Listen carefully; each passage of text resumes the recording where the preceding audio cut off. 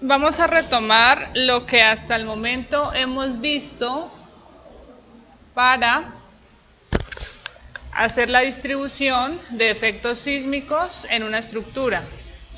Digamos que esta sea la planta de una estructura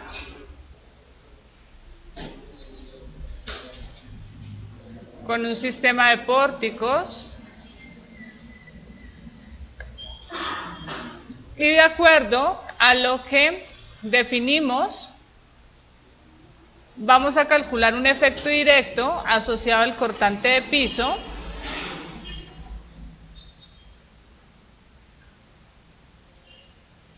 si este es el pórtico del eje, creo que abajo, este sea el C, B y A. Este sería el cortante directo del pórtico del eje C, piso 1, si es, o piso I mejor. Cortante directo del pórtico del eje B, piso I, y cortante directo del pórtico del eje A, piso I. Ese efecto directo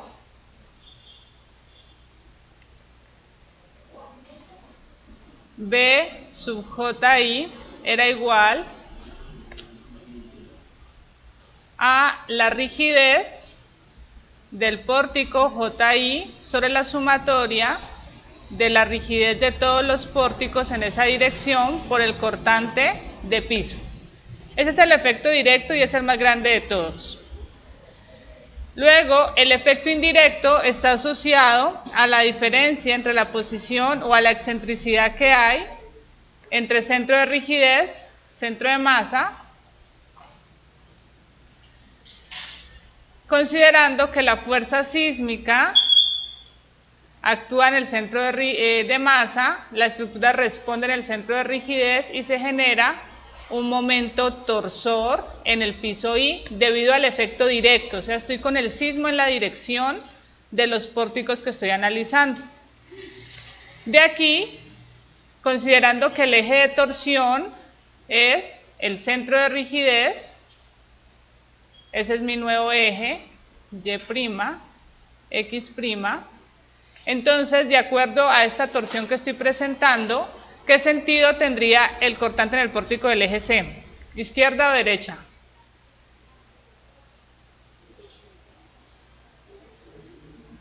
Según la torsión, ¿hacia dónde se mueve ese pórtico? ¿Hacia la izquierda o hacia la derecha? Hacia la izquierda. Este sería el cortante indirecto pórtico del eje C, piso I. El del eje B, ¿hacia dónde? ¿Izquierda o derecha? Derecha. Eje de torsión, centro de rigidez. Ahí se está torciendo la estructura. Entonces este sería el sentido del cortante pórtico del eje B, piso I. Y el del eje A, ¿qué sentido? Derecho.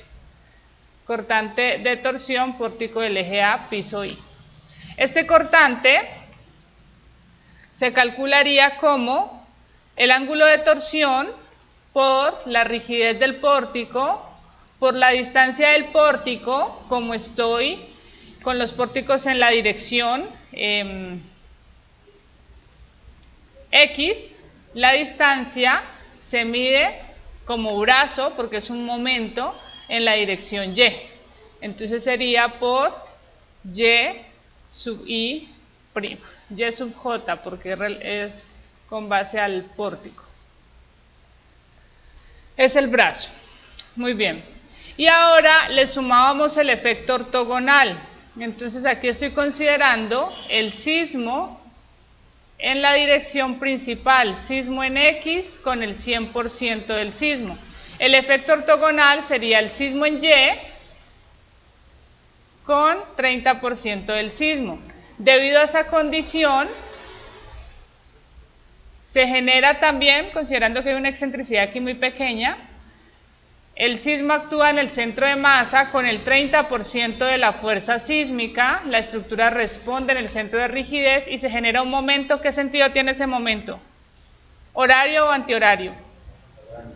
Horario. Se genera un momento horario, que sería m sub 0 momento del efecto ortogonal. Con ese momento, debido al sismo perpendicular, también calculo unos cortantes. Si entendimos ya la condición, ¿qué sentido tiene el cortante en el pórtico del eje C? ¿Derecha o izquierda? Derecha. Cortante del ortogonal, pórtico del eje C, piso I. En el pórtico del eje B, ¿derecha o izquierda?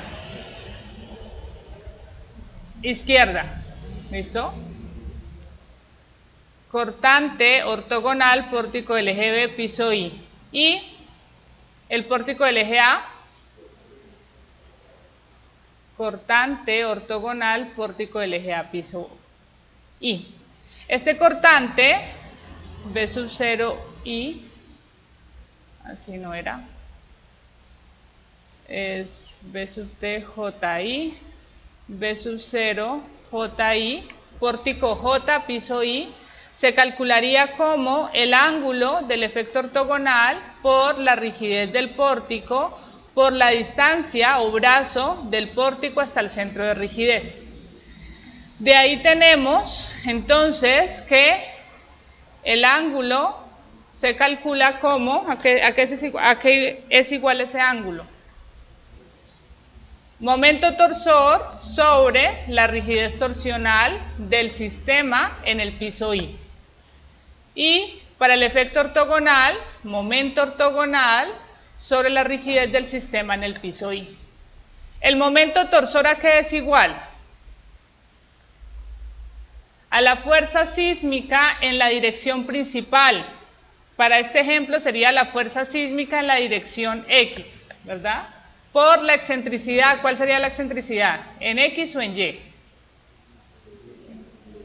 En Y. Por la excentricidad de diseño en Y. Y el momento ortogonal, ¿a qué sería igual? 30% de la fuerza sísmica, que es la misma en X o en Y, el mismo valor, ¿por cuál excentricidad? Excentricidad de diseño o inicial. ¿Cuál excentricidad? ¿En qué dirección se considera la excentricidad accidental? ¿No han estudiado nada en los videos? ¿Cómo? Solo en la dirección principal del sismo. Entonces, como es ortogonal, solamente sería la excentricidad inicial. Muy bien. La rigidez torsional es una propiedad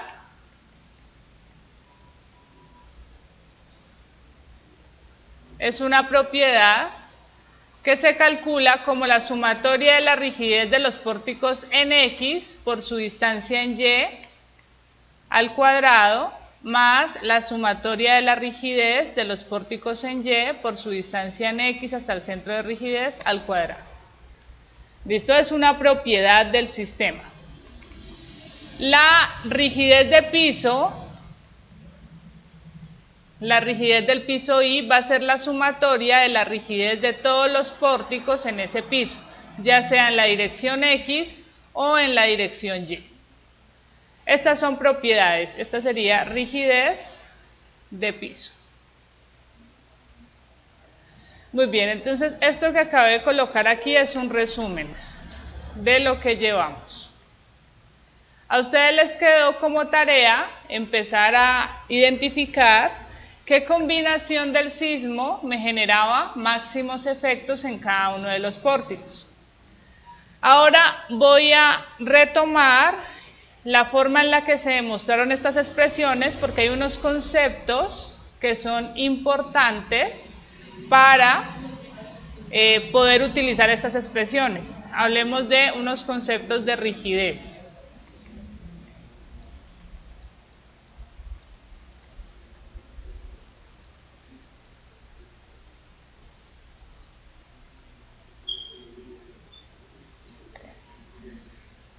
Recordemos la forma en la que hice toda esta demostración de calcular el efecto tanto directo como indirecto.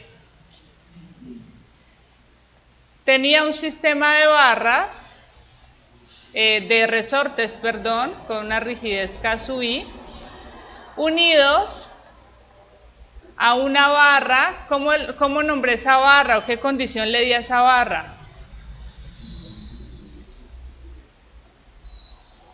Una barra infinitamente rígida, tal que debido a esa condición, pues ella lo único que hace es desplazarse verticalmente para el caso del efecto directo, o en otro caso rotar. ¿Listo? Pero aquí solamente rota, no se deforma. ¿Listo? Lo único que hace es rotar. Esa condición de barra rígida solo la podemos asociar a la presencia de un diafragma rígido.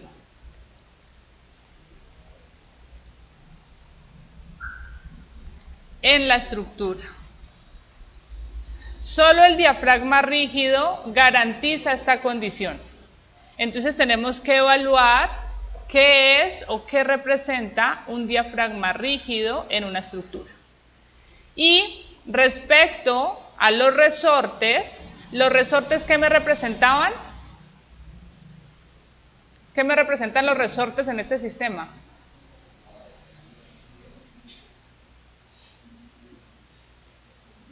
¿Qué representa un resorte?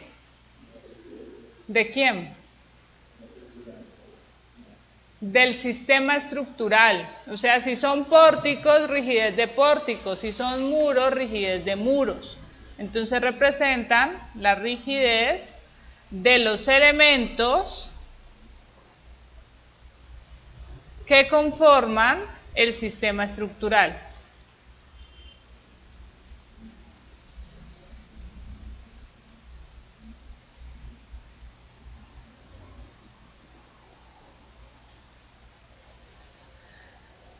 Muy bien. Y en este aspecto, y para el alcance de este curso, dijimos que íbamos solamente a hacer el análisis de sistema de pórticos. ¿Listo? Entonces vamos a hablar de qué es la rigidez de un pórtico. No a definirla porque ustedes ya la conocen, al menos conceptualmente, del curso de análisis. Vamos a ver métodos para calcular esa rigidez. Entonces vamos a definir primero lo que es el diafragma rígido. Hablemos de tipos de diafragmas mejor, porque no siempre son rígidos.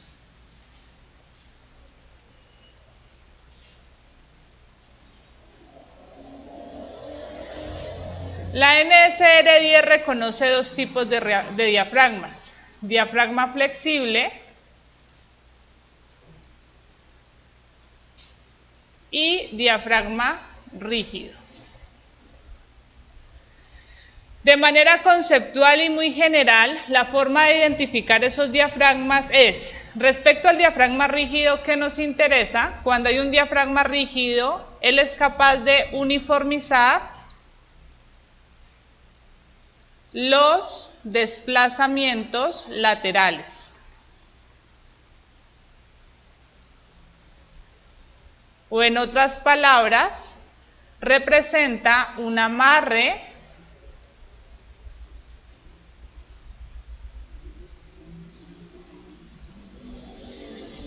del sistema en un nivel de la estructura. Entonces, si el diafragma rígido, por su alta rigidez, logra uniformizar los desplazamientos, el diafragma flexible no lo hace. Entonces, para identificarlos, no uniformiza desplazamientos.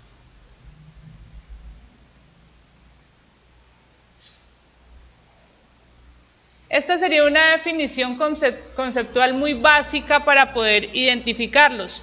Si queremos algo mucho más técnico, en la NSR 10 está definida en el A3672.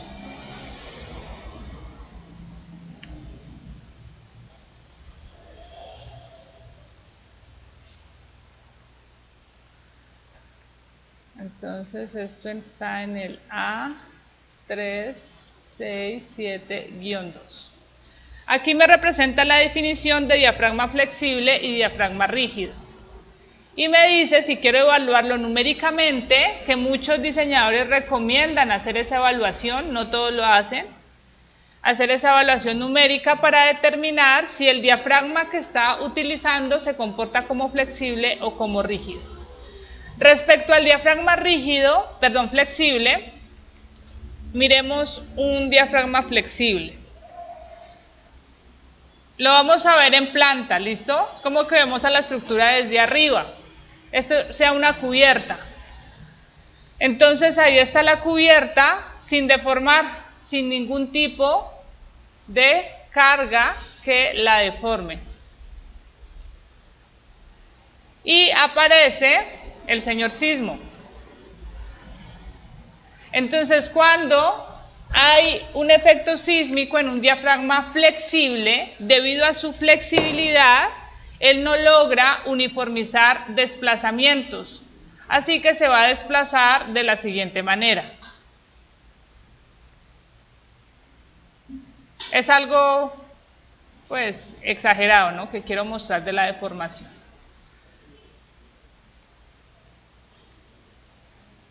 Digamos que esta sea la deformación que presenta.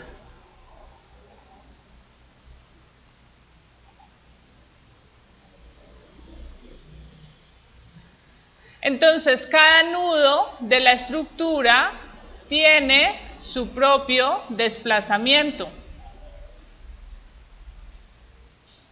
diferente. Muy bien. Incluso si aquí colocara otro nudo, pues él tiene otro desplazamiento. Así que la NSR 10 establece que cuando el diafragma es flexible y yo evalúo el desplazamiento debido a la fuerza sísmica,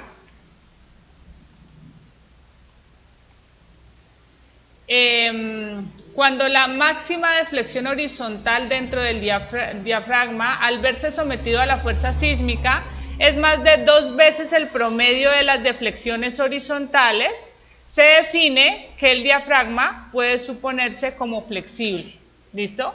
Esa es la condición. Entonces, evalúo cuál es mi deflexión máxima, desplazamiento máximo, y lo comparo contra el promedio de los desplazamientos. Si la deflexión máxima es mayor a 2 veces, me quedo como muy grande.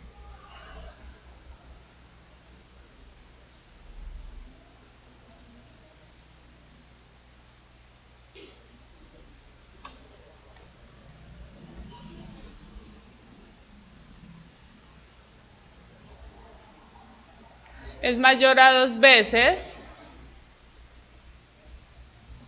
el promedio o los desplazamientos promedios, entonces clasificamos esta condición como diafragma flexible. Para que esto se dé, que se dé esta condición, es porque los desplazamientos van a ser bien diferentes. ¿Listo? Y esto se ve básicamente, siempre lo van a ver en cubiertas livianas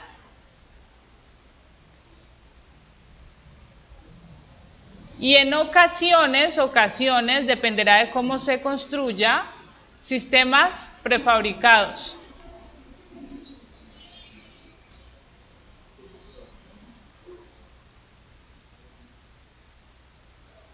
¿Listo? En ocasiones. Hay un sistema prefabricado que personalmente cuestiono mucho y es el sistema de placa fácil. Se usa muchísimo hoy en día. ¿Saben cuál es el sistema de placa fácil? unos perfiles metálicos y encima colocan como cada 80 centímetros un bloque en cerámica.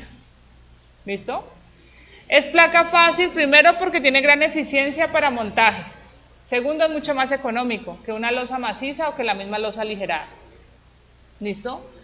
Entonces, es un sistema que se está usando muchísimo, muchísimo. Cuando uno va y mira la especificación del fabricante, él garantiza que se comporta como diafragma rígido.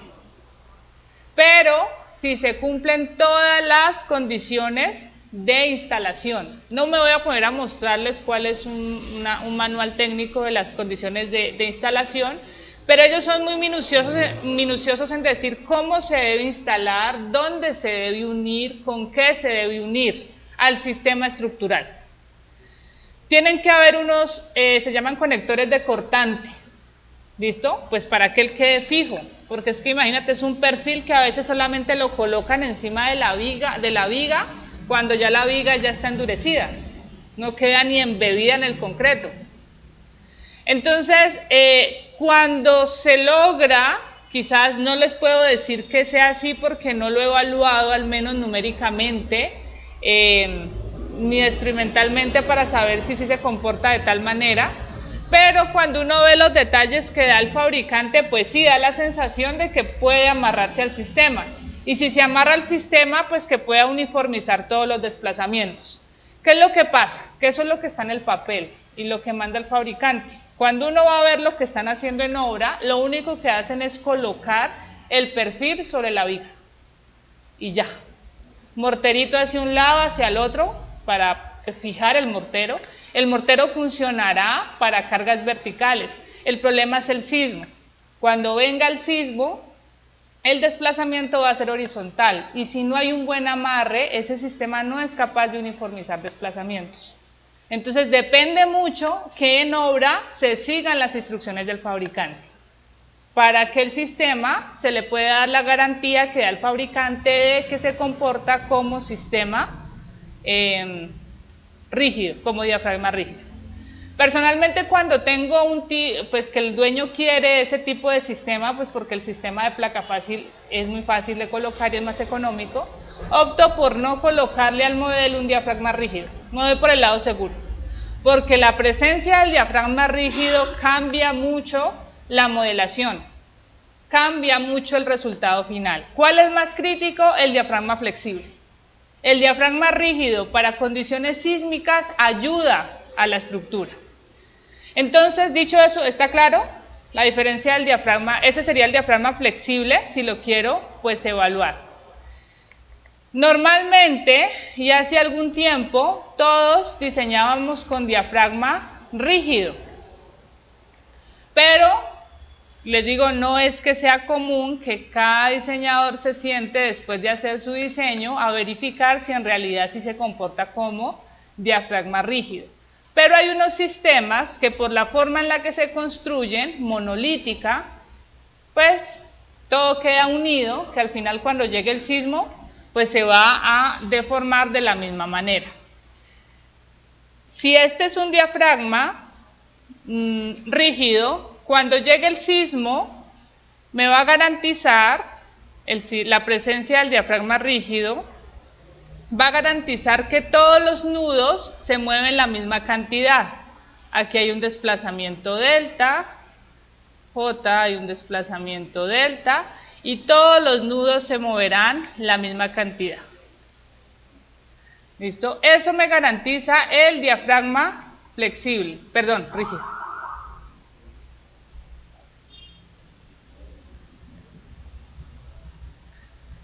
Cuando llegue el sismo. Muy bien. Palabras más, palabras menos, para garantizar este movimiento hay un sistema que sí lo va a garantizar siempre, por la forma en la que se construye. Y van a ser las losas macizas. Las losas macizas se funden en conjunto con las vigas. Entonces, se va a endurecer ese concreto al mismo tiempo y aparte el acero de la losa se ancla a las vigas. Las vigas están unidas a las columnas. Entonces se puede garantizar por esa unión monolítica que todo se va a mover igual. Otro sistema, pero que dependerá de cómo se construya, son las losas aligeradas.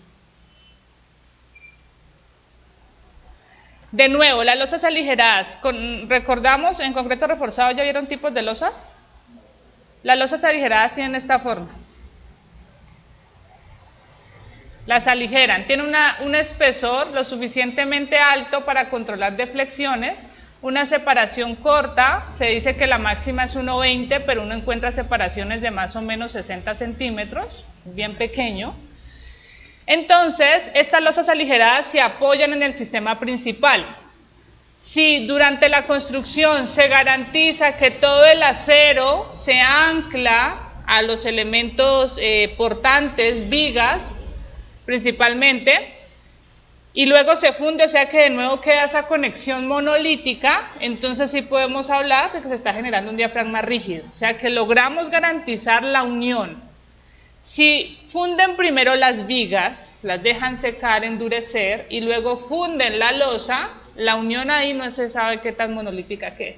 O habría que usar epóxicos para garantizar esa unión, perforar quizás el concreto endurecido para garantizarlo. Entonces depende mucho de la construcción.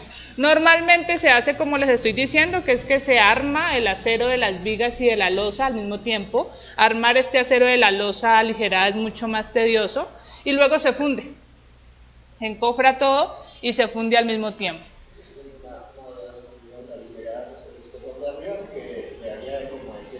Sí, más o menos 7 centímetros.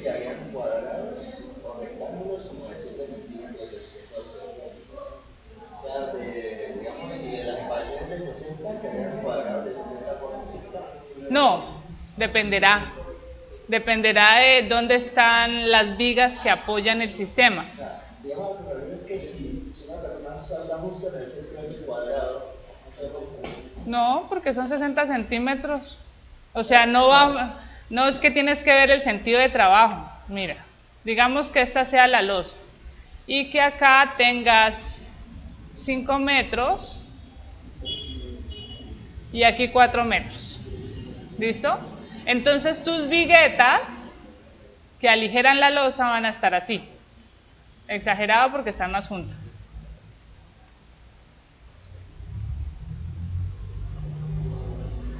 De lo que ustedes vieron en análisis estructural, donde uno podía definir el sentido de trabajo de una losa,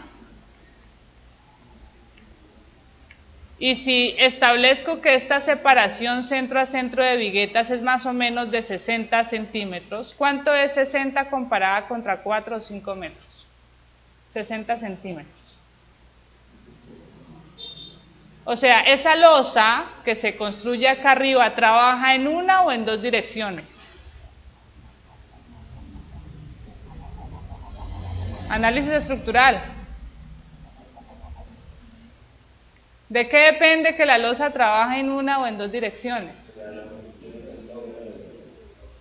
De la relación que hay entre lado y lado.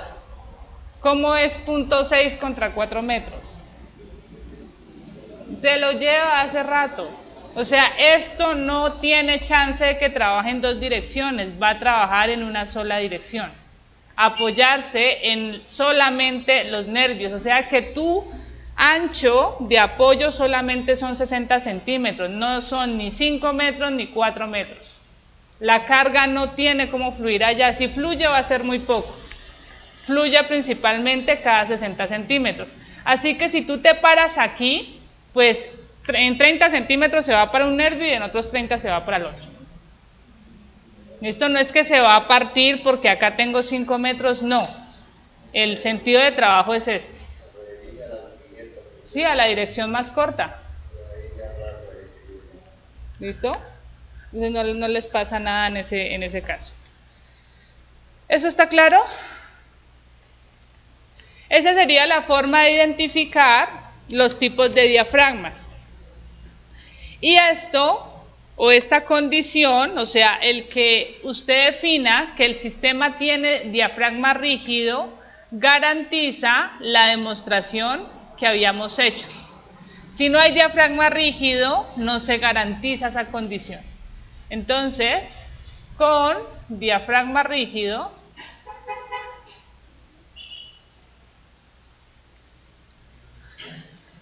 se garantiza que el efecto directo y el efecto ortogonal, ambos efectos,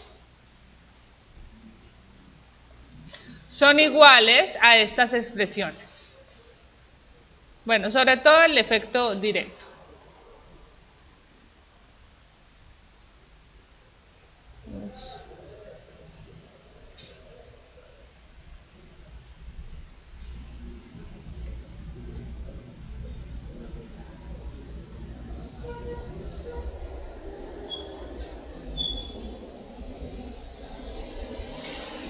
¿Por qué se garantiza esta condición?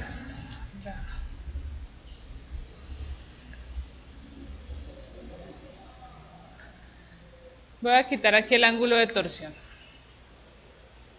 ¿Por qué se garantiza esta expresión? Está garantizada porque cuando dije que había diafragma rígido, establecí que todos los resortes se deformaban la misma cantidad delta, tal y como ocurre con este diafragma rígido. Todos los resortes o los pórticos se deforman igual. Entonces, cuando garanticé eso, dije, si yo analizo solamente un resorte que tiene una rigidez K sub I y el desplazamiento que se genera es delta, la reacción de ese resorte, R sub I, era igual a esta expresión. ¿Listo? Eso se garantiza con diafragma rígido. Cuando no hay diafragma rígido, esa expresión no se puede utilizar. ¿Listo? Entonces, si estamos con un diafragma flexible,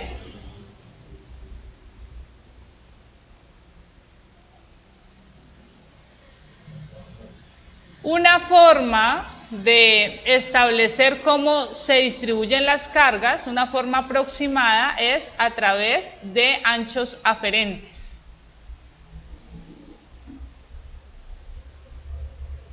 Sería una aproximación.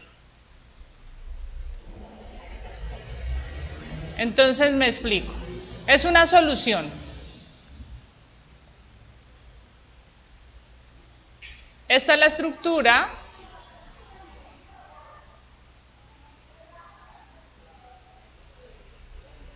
Y tengo 3 pórticos en la dirección X.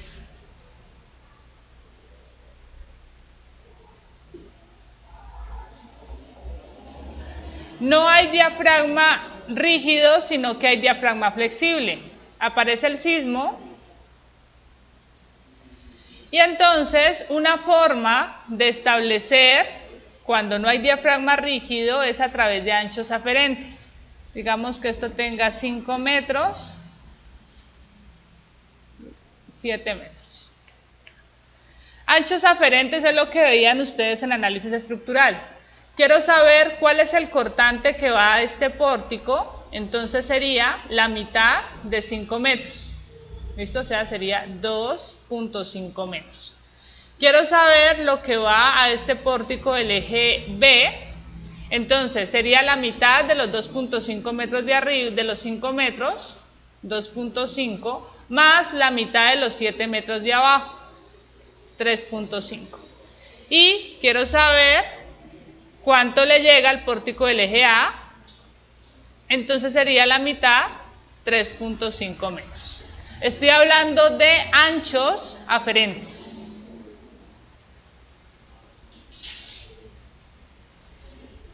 Es una forma aproximada.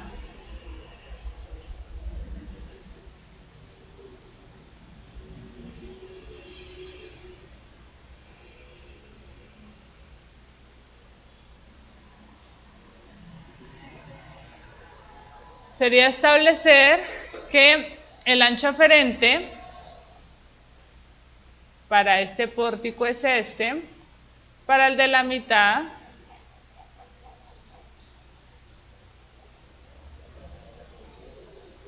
es este y este para el eje A. Entonces, ancho aferente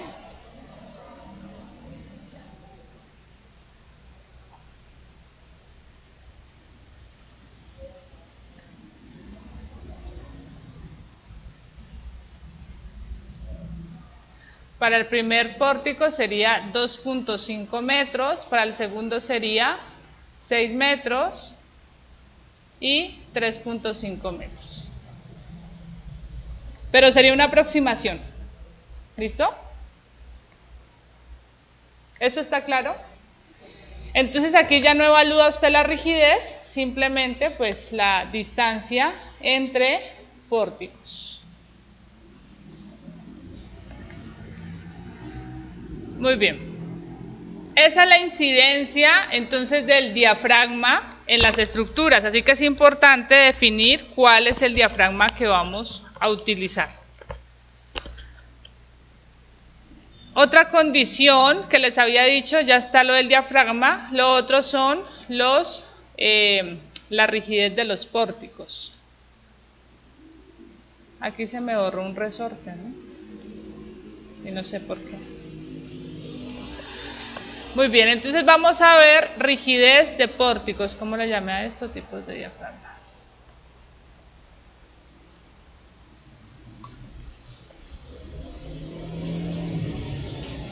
Rigidez lateral de pórticos.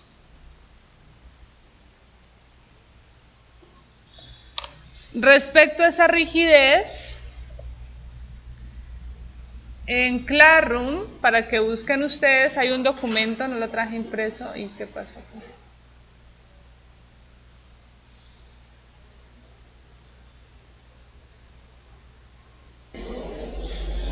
Muy bien. Si vamos a la 343 de la norma,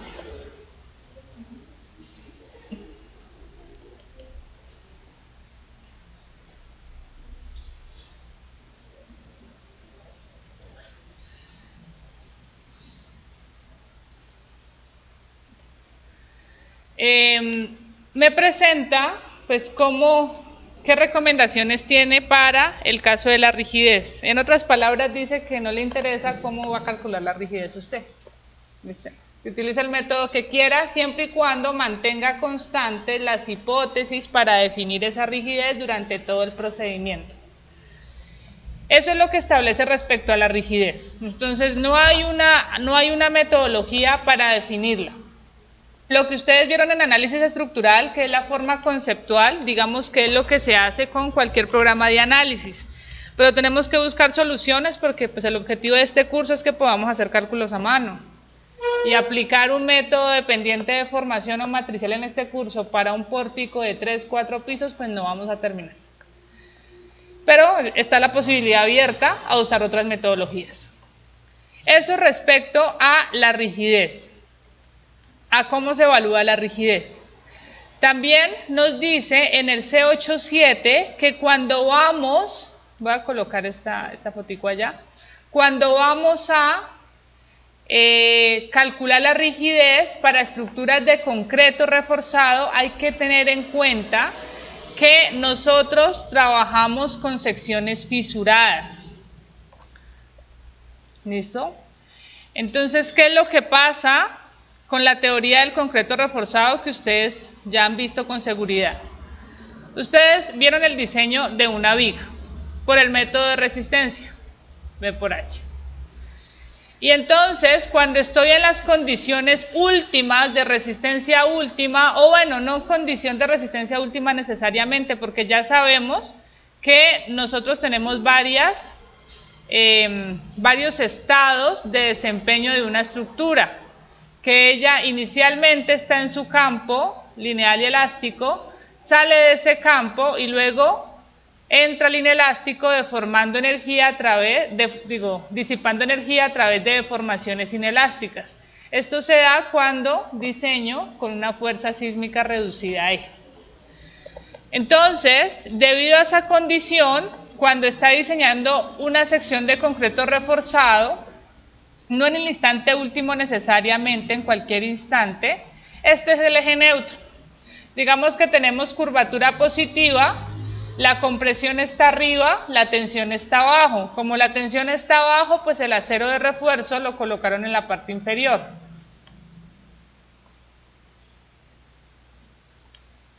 Y dentro de las hipótesis establecieron que el concreto que está arriba es el que está sano, el que está garantizando el equilibrio. ¿Qué pasa con el concreto de abajo? Está fisurado y no cuentan con él para ningún cálculo. ¿Listo? Entonces hay un concreto fisurado.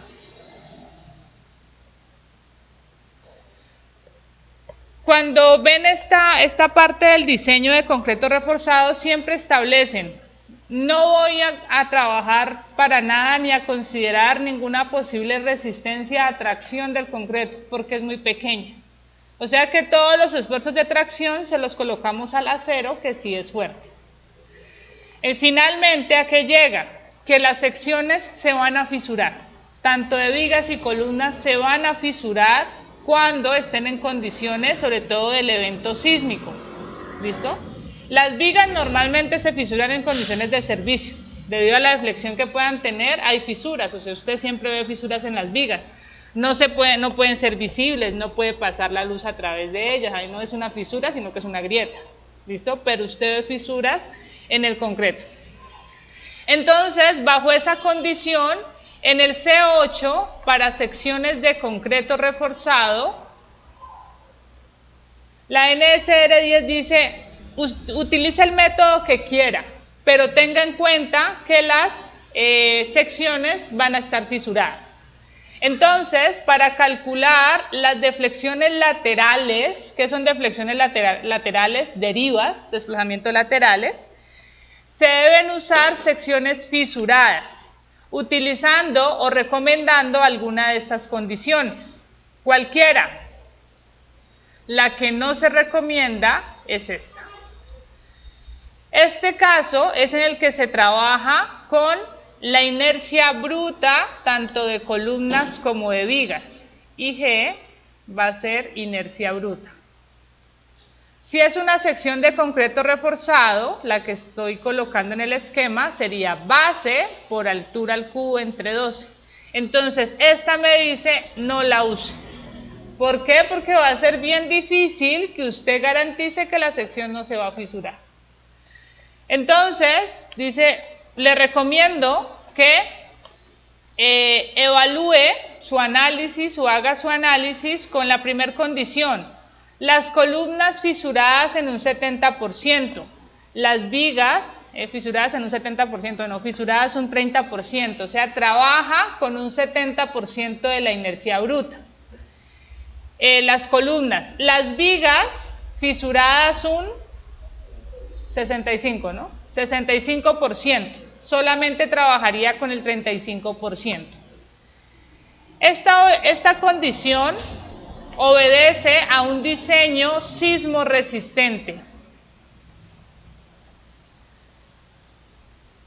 Cuando se diseña cumpliendo condiciones de sismo resistencia, que ustedes van a ver en el curso de estructuras 2, van a garantizar algo en el que en este curso les di la introducción. Cuando diseñamos, necesitamos garantizar que primero fallen las vigas antes que las columnas. Las columnas deben ser el elemento más fuerte en el sistema de resistencia sísmica, por obvias razones. Es el elemento vertical que finalmente baja las cargas a la cimentación. Bajo esa premisa, en el curso de estructuras 2, ustedes van a empezar a proteger las columnas. Y a protegerlas incluso, que dice, mire, ella casi no necesita acero para ese nivel de esfuerzos que tiene. Pero como la viga es tan larga y ella sí tiene tanto acero, entonces la viga le está quedando muy pesada, con mucho acero, mucha sección. Inmediatamente esa condición hace que usted tenga que crecer la columna. O sea, la columna no puede fallar. Se habla, no es un requisito de columna fuerte, viga débil en el diseño sismo resistente, que van a ver que es que las columnas deben ser un 20% más resistentes que las vigas. Por eso, en esta condición de diseño se establece que cuando el sismo esté actuando, las columnas van a estar fisuradas solamente un 30%. Las vigas van a ser más fisuradas. Entonces la condición la llamamos columnas menos fisuradas que las vigas. Ese es como un caso más asociado a la forma en la que se diseña.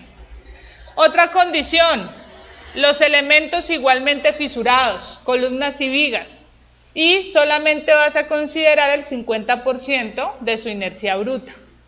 Y la última condición, las columnas sin fisurar, o sea, este también obedece a un diseño sismo resistente, en el que garantizas que las columnas no se van a fisurar, pero las vigas van a estar fisuradas un 50%.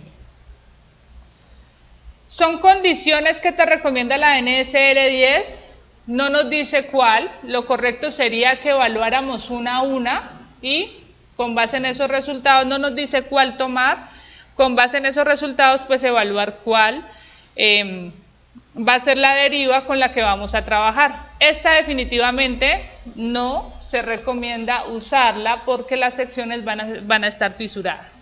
¿Eso está claro? Entonces, requisitos que pide la NSR 10 para la rigidez. Primero, utilice el método que usted quiera. Entonces aquí decimos método libre. Y lo segundo, si va a trabajar con secciones de concreto reforzado, pues asegúrese de trabajar con secciones fisuradas o inercias fisuradas.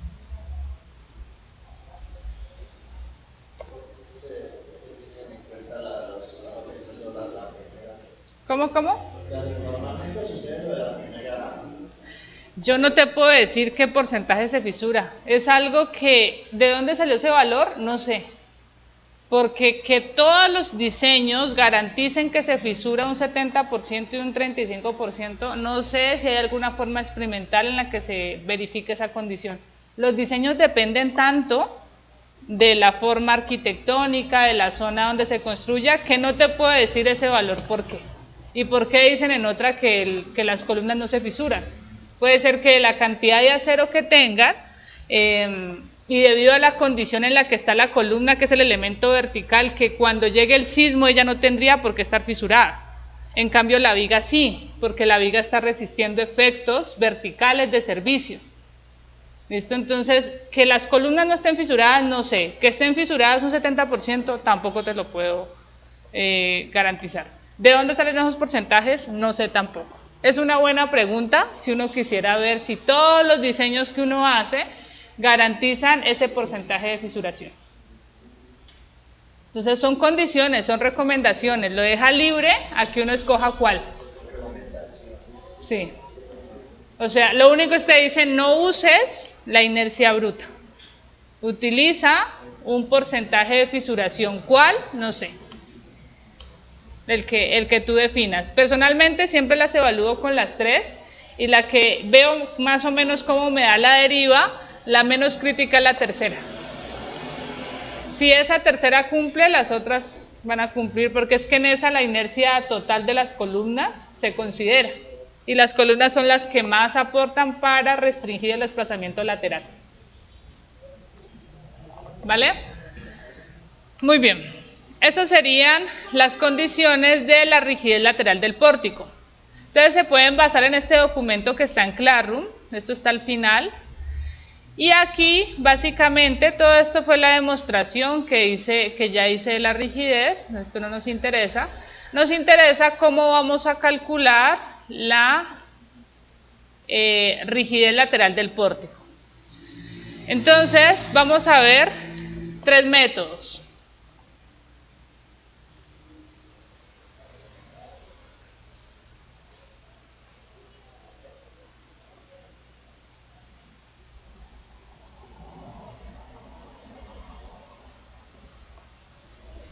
Muy bien, voy a comenzar con el método que puede ser más conveniente para los efectos que vamos a hacer en este curso, porque no me da una rigidez tan alta comparado contra el siguiente, que es muy fácil de sacarlo, pero que me puede dar una rigidez muy alta.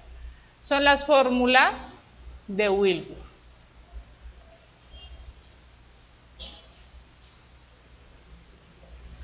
Estas fórmulas están aquí definidas, obedecen a estas hipótesis de análisis.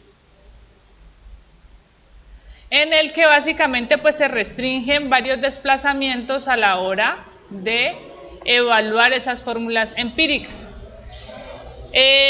No es que hoy en día se utilicen esas fórmulas para diseñar, no he visto a ningún diseñador utilizándolas. Es un concepto más académico, ¿listo? Para que nosotros podamos evaluar esa rigidez o quizás también en procesos de investigación donde quieran. A veces uno piensa que es que entre tenga el programa más sofisticado y lo que sea, eso es diseñar. Finalmente eso no es diseñar. Hoy en día se siguen haciendo investigaciones en las que uno quiere volver modelos muy complejos, muy difíciles, simplificarlos a algo mucho más fácil de analizar. ¿Por qué? Porque tienes que tener un control siempre de las variables, saber qué estás haciendo. Si tu objetivo simplemente es darle clic a un programa y que él te diseñe, no eres diseñador, eres un programador. ¿Listo? Entonces, estos cursos, a los que les gusta, a los que les interesa, tiene que ser para uno saber cómo funciona la estructura, para poder tomar decisiones respecto a los resultados que puede dar un programa, interpretarlos y saber cómo diseñar. ¿Listo? Entonces, el programa no es el que diseña. No crean que es que uso un programa y ya sé diseñar. Ese no es un diseñador. Te buscaron como operario, solamente si esa es la función que le asignan pues en una empresa. Entonces, estas fórmulas las vamos a ver con el objetivo de agilizar ese proceso del cálculo de la rigidez lateral de un pórtico. Las expresiones que presenta Wilbur son fáciles de aplicar y vamos a ver de qué depende.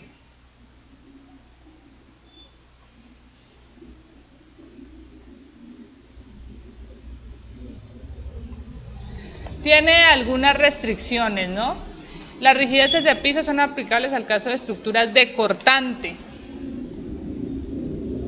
Caso de estructuras de cortante. Vamos a dejar algunas tareitas. Una de ellas es definir qué es una estructura de cortante. ¿Qué es o cómo se define una estructura de cortante?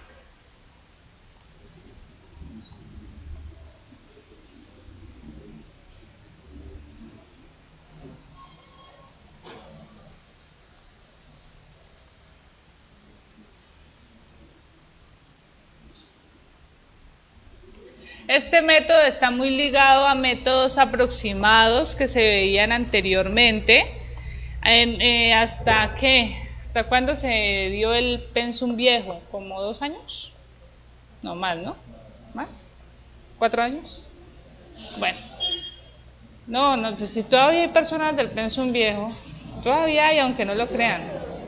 Hay 100 personas aún matriculadas con pensum viejo. Pero en el pensum viejo veíamos un curso que se llamaba Análisis Estructural 2, eran 2 análisis. Prácticamente ustedes lo que están viendo es el análisis 1 alimentado con método matricial. El análisis 2 de antes daba el método matricial y daba unos métodos aproximados. Con esos métodos aproximados, hacer todo esto de Wilbur, no teníamos que usar la fórmula como tal, sino que con esos métodos podíamos llegar a esa expresión. Ya el alcance no nos alcanza para hacerlo de esa manera. Entonces, por eso les dejo simplemente las hipótesis que maneja el método para poder utilizar estas expresiones. Entonces, ¿cómo las vamos a utilizar? Lo primero es que depende del apoyo a nivel de la cimentación. No piensen que solamente hay columnas empotradas. Podemos tener el caso de columnas articuladas. Entonces, columnas empotradas, si este es mi pórtico,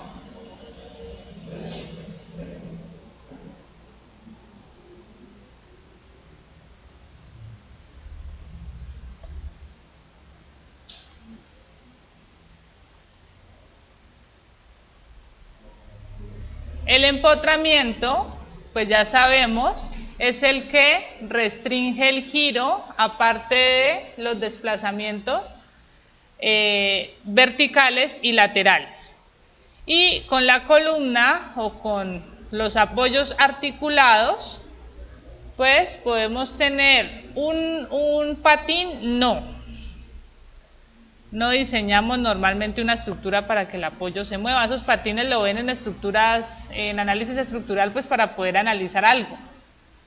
Pero no es el caso. Ay, sí.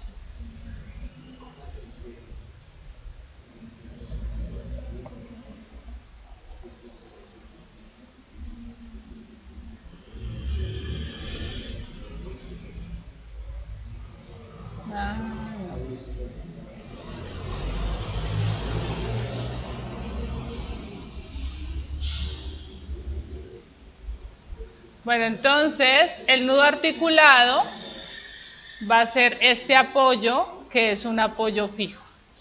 ¿De qué depende el tipo de apoyo? O sea que usted no es solamente tampoco un dibujito, ni que usted en el modelo diga, no, yo voy a colocar un empotramiento o a colocar un apoyo articulado. Depende de que si usted puede garantizar a nivel de la cimentación o del anclaje que sí se restrinja el giro. La forma más conveniente de identificar esa condición es cuando comparas la inercia de la zapata o de la cimentación con la inercia de la columna.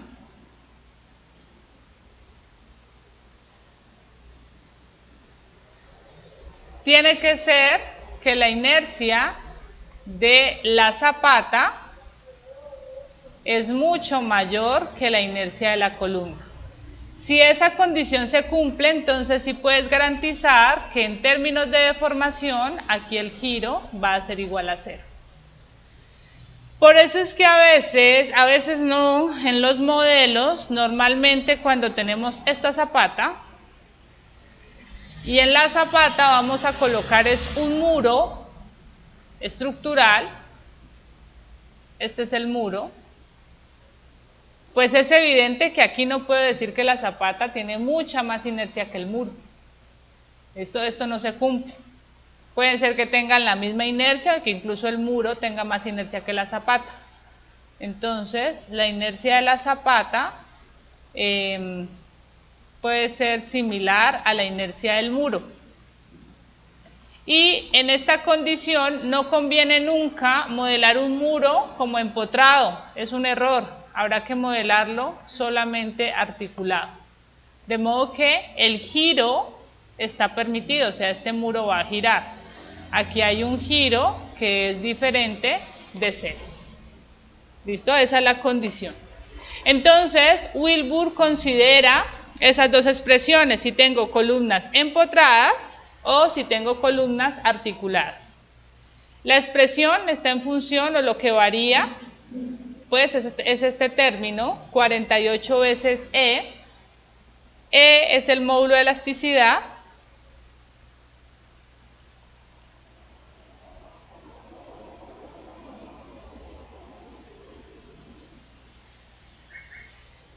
H sub 1 va a ser la altura. Miren que aquí están las columnas en la cimentación. Columnas empotradas en la cimentación. Entonces, R1 va a ser la rigidez en primer piso. R1, rigidez en primer piso.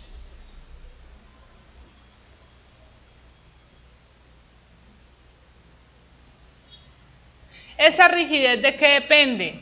De H1, que H1 va a ser la altura de ese piso.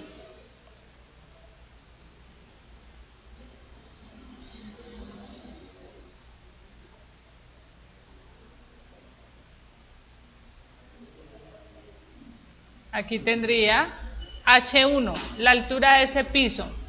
Sumatoria de KC sub 1.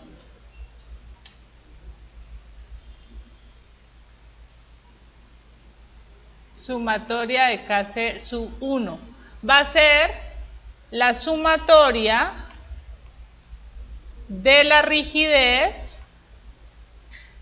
efectiva de las columnas de primer piso. ¿Cuál va a ser esa rigidez efectiva? Va a ser, ya por aquí tengo E, que es el módulo de elasticidad, que aumenta la rigidez. La sección, ¿la qué? La inercia. Entonces me falta inercia de columna arriba dividiendo y, perdón, arriba multiplicando. ¿Y qué me disminuye la rigidez? La longitud. Como estoy hablando de rigidez de columna, va a ser la longitud de las columnas. Y sub C, inercia de columna. Y L sub C, longitud de la columna. Muy bien. H sub 1 ya está definido aquí lo que es.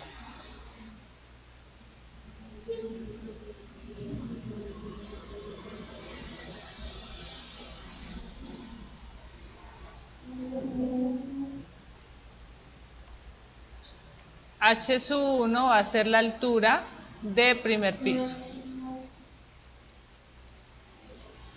Muy bien, y KB sub I, de la misma forma, si acá tenía rigidez de columnas, entonces la sumatoria de KB sub I, KB sub 1, perdón, ahí es 1, va a ser la sumatoria de la rigidez efectiva de las vigas de primer piso.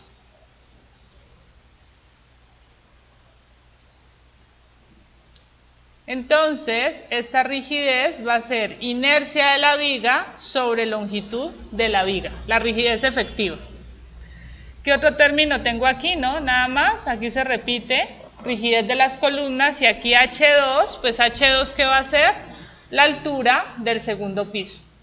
La rigidez de primer piso, o sea, la rigidez de este primer piso, es función de la rigidez de las vigas KP1, R1 es que le colocan acá, es la misma expresión, R1, es función de la rigidez de las vigas de primer piso, de la rigidez de las columnas de primer piso y de la rigidez de las columnas de segundo piso. Si quiero la rigidez efectiva de las columnas de segundo piso, ¿a qué va a ser igual? A la inercia de esas columnas en el segundo piso sobre la altura del segundo piso, que sería la longitud de las columnas. Luego ya me da expresiones para el segundo piso. Aquí está claro, segundo piso. Entonces, si quiero la rigidez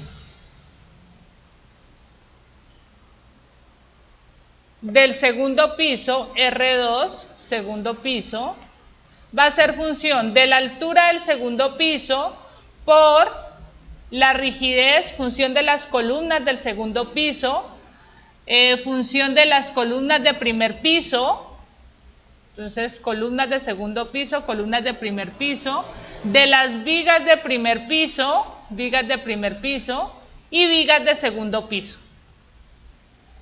KB2, KC3, KC3 y acá tendría KB4. Muy bien, entonces todos esos términos los tenemos. ¿Ven? O sea, es una forma muy fácil de definir esa rigidez. Finalmente, cuando tengo pisos intermedios, que tengo una estructura, un cuarto piso aquí si quisiera, coloquémosle aquí un cuarto piso.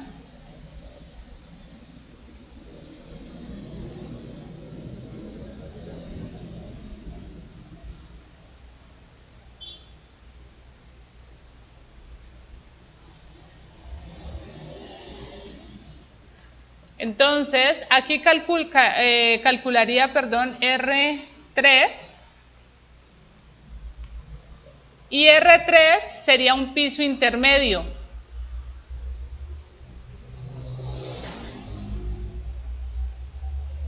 ¿Verdad? Lo calculamos con la expresión es muy similar, dependerá de la rigidez de los elementos en ese piso, N es el número de piso. Entonces, todo lo que lleva el subíndice N está asociado a ese piso. Es decir, ¿altura de qué piso en este caso? Del piso 3. ¿Rigidez de qué columnas? Las del piso 3. ¿Estas cuáles vigas serían? Las del piso 2. N-1, 2. ¿Altura de qué piso?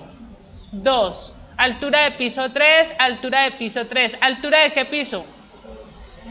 N más 1, 4. ¿Listo? Entonces, vamos interpretando esos subíndices como correspondan. Aquí me queda H4. Miren que no hay expresión para pisos últimos, pero aquí está la aclaración. Me dice, para el último entrepiso, si se acepta la suposición de que el cortante del penúltimo entrepiso es el doble que el último, se puede utilizar la fórmula de entrepisos intermedios, colocando HN menos 1 en vez de 2HN menos 1 en vez de HN menos 1 y HN más 1 igual a 0. Como es el último piso, pues no hay un piso siguiente. Miremos cómo me quedaría la expresión para el último piso con esa condición.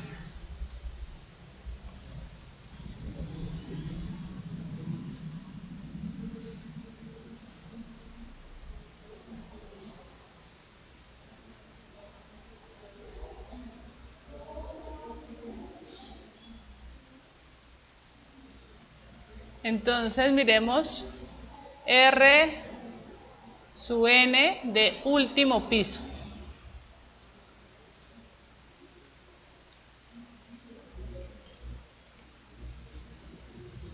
Me dice que 2HN menos 1 en vez de HN menos 1.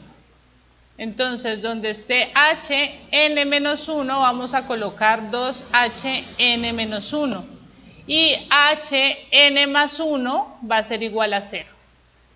De esto me queda que R sub n del último piso sería igual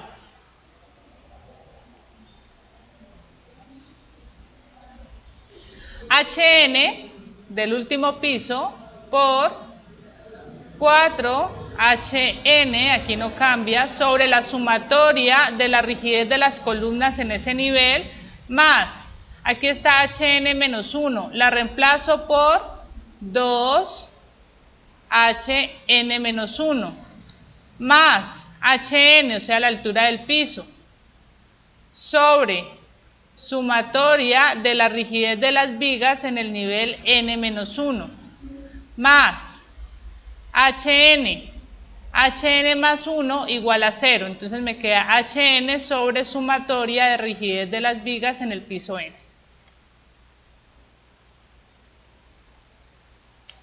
Todo eso dividiendo a 48 veces el módulo de elasticidad.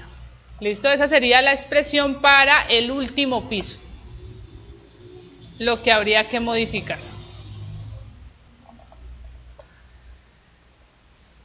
Para las columnas articuladas, las condiciones son las mismas, o sea que para pisos intermedios podemos usar esa misma expresión. Lo único que me cambia sería la rigidez en el primero y segundo piso. ¿Eso está claro? Muy bien, ¿qué necesitaba aquí decir de más? Creo que no.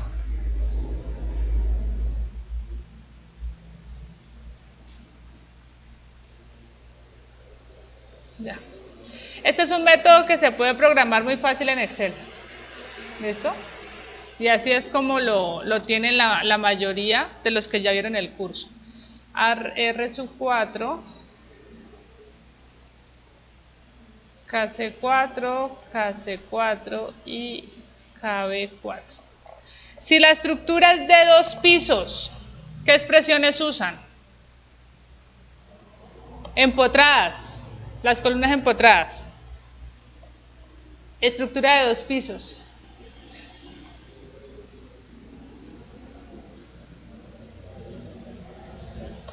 Pues sería la de primer piso que no cambia, primer piso. Ahora, el segundo piso, ¿será segundo piso o será último piso? ¿Cómo?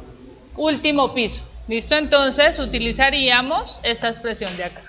Si la estructura es de 3 pisos, Primer piso, segundo piso y no vamos a esta, sino que vamos al último piso. Muy bien. Otra forma de calcular la rigidez se conoce como la del edificio de corte. Es mucho más fácil que la de Wilbur. Se puede demostrar con la teoría de la elástica, se puede demostrar esta expresión. Entonces tenemos edificio de corte.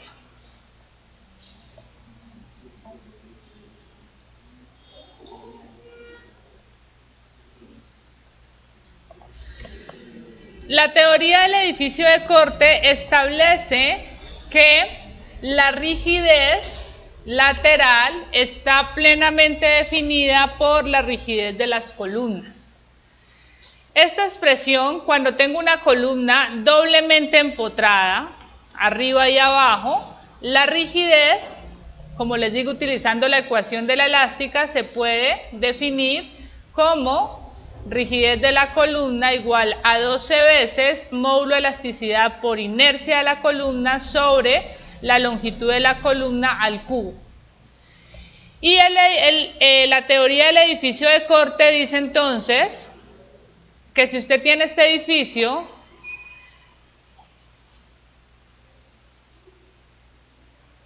de 3 pisos,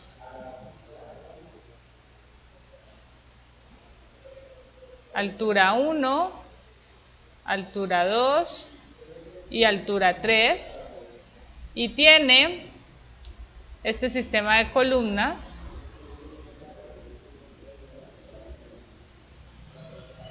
y voy a colocarle aquí una discontinuidad,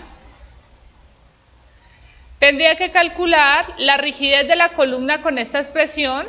Digamos que todas las columnas en el primer piso tienen la misma inercia, entonces sería una rigidez de la columna del primer piso, rigidez de la columna del primer piso, rigidez de la columna del primer piso y rigidez de la columna del primer piso.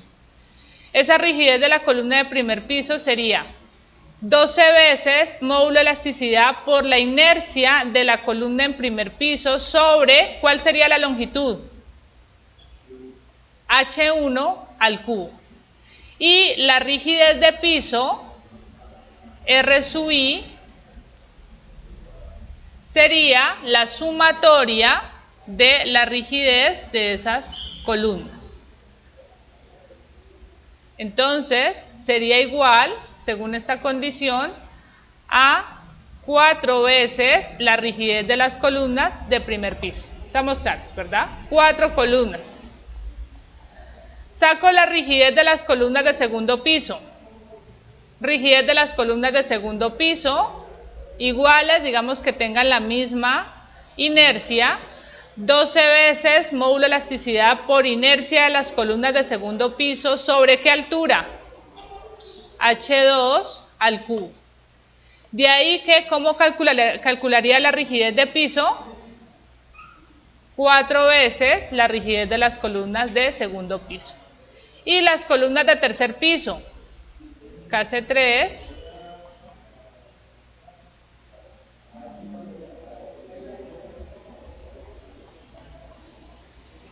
KC3, KC3 y KC3. Sería 12 veces módulo de elasticidad por inercia de las columnas de tercer piso sobre la altura del tercer piso al cubo. Y la rigidez sería igual a ¿cuánto? 3 veces la rigidez de las columnas de tercer piso.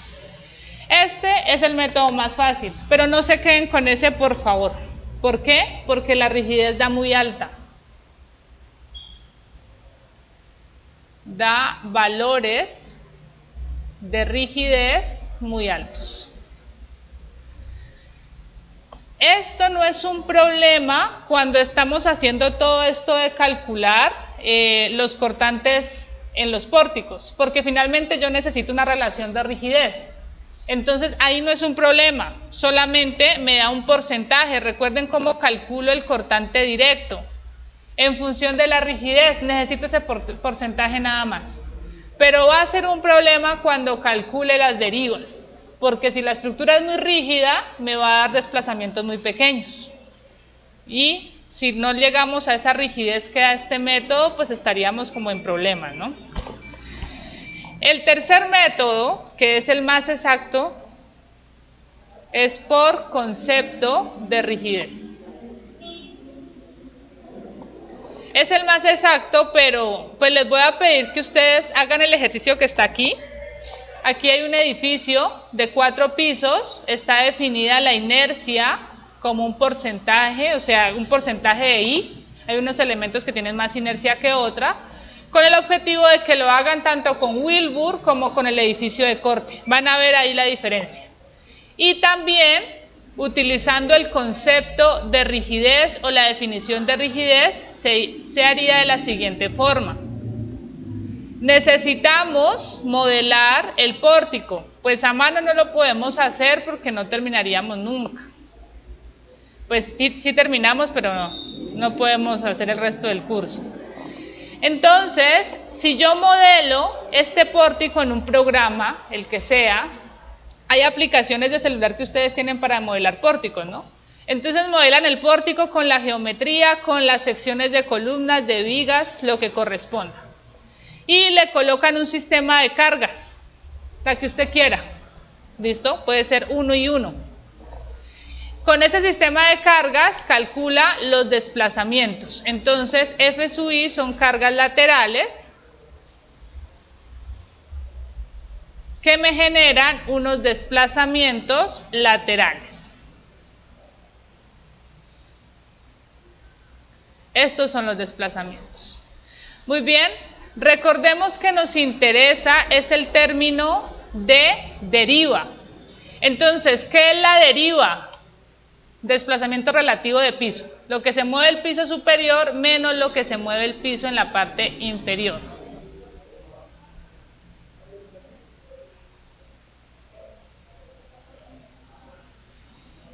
Esta sería la deriva.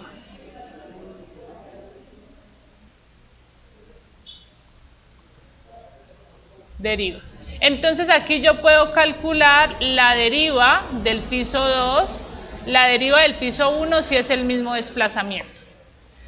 Con las fuerzas horizontales yo puedo definir que tengo un diagrama de cortantes de piso.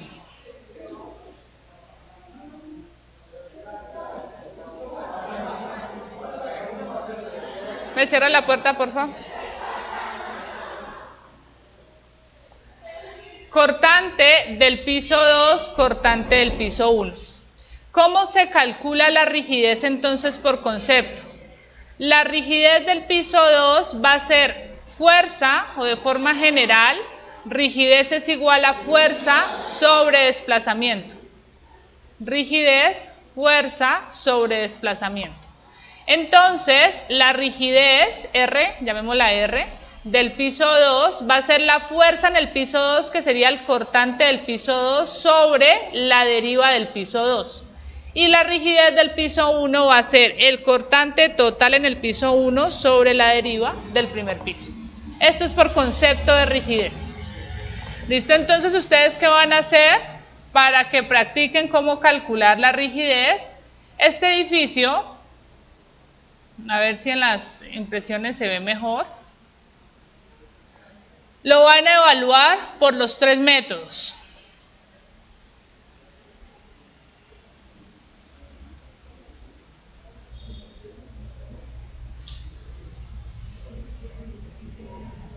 Está en claro, uno que dice concepto de rigidez. Entonces van a calcular rigidez de piso con los 3 métodos. Con Wilbur, con edificio de corte